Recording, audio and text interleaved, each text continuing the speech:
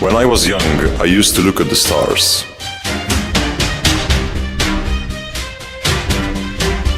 But then I realized I didn't need to be closer.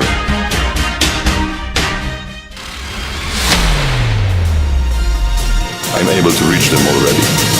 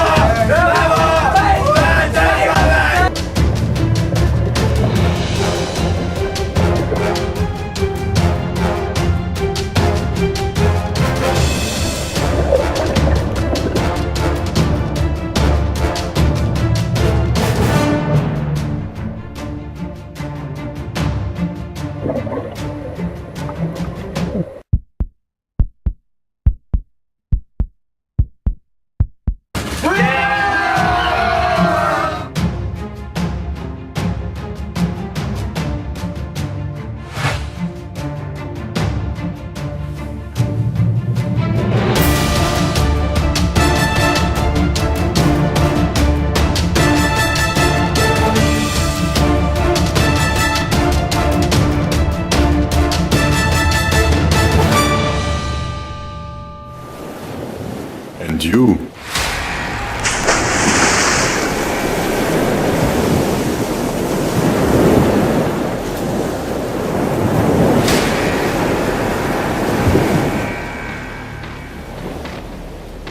Would you like to shine like a star?